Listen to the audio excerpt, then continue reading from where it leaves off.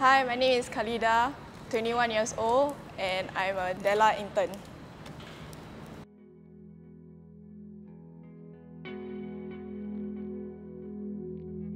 So basically, anxiety is where a person can't really do normal things. Daily life, right, is extra hard for us. Like even going out, it takes a lot of effort. My whole body feels very numb. My head feels very light. My heart starts beating very, very fast. It feels like you can't breathe. For a person to go through like an anxiety attack or a panic attack, it feels like they're about to die. Sometimes it's a trigger, like when I get overly stressed or overwhelmed with certain things, I will get a panic attack. Or for me, when I have to go out and do like social events or like even go out just to meet like my family members, right? It gives me so much anxiety that it triggers my panic attack. The very first time that it happened, I didn't know it was panic attack because I had childhood asthma, so I thought it was just asthma because it was during the haze period as well. Just like continue on doing my thing. It got worse 30 minutes and then it got worse an hour, and I thought to myself, okay, I couldn't take it anymore, I need to go see a doctor. So I told my supervisor I need to go home, but she actually was kind enough to take me to a doctor. They said that I look very pale in the face and finally told me, oh, you actually had a panic attack. The first thing that I did was just to cry there. Oh no, what is my dad gonna react? And I cried because I had a fear of him being disappointed in me. Like, because my brother had panic attack and anxiety, so I don't want to like make my dad even more stressed. I did went to see a psychiatrist because the psychiatrist actually treated my brother. So I was like, okay, let's just go and try. I think by the time it was the third session, it wasn't a really pleasant experience for me. I feel that she was like blaming me for having anxiety. Well, I'm already blaming myself for having it, and so I'm like, okay, she's not helping me. I'm just going to do it on my own. My brother experienced it, so whenever I know that it's coming, I will always run up to him and be like, okay, I think I'm having a panic attack. And then he would just sit me down and just like ask me to breathe slowly. If it gets to the point where even doing this breathing exercise, I can't control it, then I will take like a medication. But I don't like taking it because it knocks you out after that, and when you wake up, you feel like so drowsy. Yeah, you can't do anything, you just feel very drowsy and you just feel like you want to go back to sleep. Basically, talking to people. I like talking to my friends, I like talking to my brother about, you know, having panic attack and anxiety and everything. But when you explain to them slowly, they will be more precautious of what they say, and whenever I have it, they will be like, okay, like they know to like calm me down and stuff. I also try to do other activities like I really like video editing, so I will do like my own video edits. Try to avoid the triggers. There are people who tell me it's not good to avoid it, but that's the only way that I can cope with it. For family-wise, my dad and my brother knows, and my friends, only like my close friends knows about.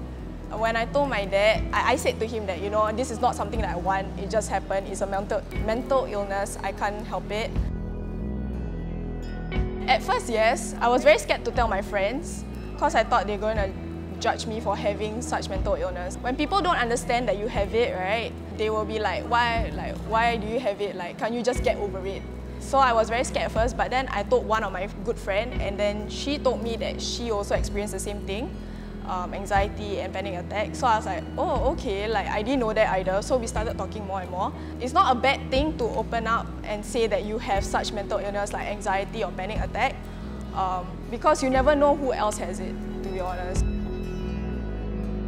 Okay, he's the most supportive person ever in my life. So when I told him that I have panic attack and anxiety, he told me once that it's not something you should be ashamed of.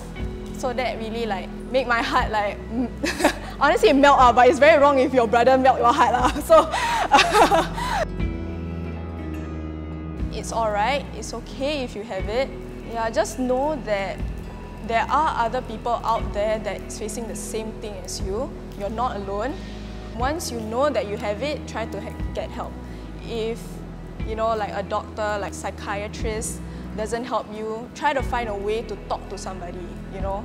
Like, as long as you open up and say that, hey, I have this, and you admit that you have this, it's already considered you're brave already to admit that you have such mental illness. Don't think about it too much, like don't worry of what other people think of you.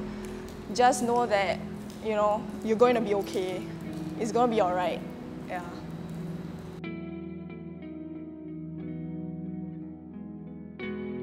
Well, I guess panic attacks are characteristically about hyperventilation, about all these other physiological symptoms, shortness of breath, tightness in your body and things like that. Of course, it would be as much as possible trying to calm down, whether it be, you know, and people will say take slow breaths. People say take deep breaths, but I think there is to some degree a limit to that, because if somebody is hyperventilating or in the midst of a panic attack, if you just took really deep breaths, I mean, you're going to feel really lightheaded, and that might be even worse. So I think it is about slowing down your breathing, because it is about feeling like you're in more control. It is also the thoughts going through your mind that further reinforce that panic attack.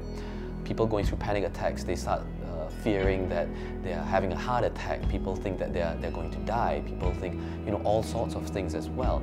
And it is recognizing that these thoughts, you know, exacerbate, you know, these physiological symptoms as well.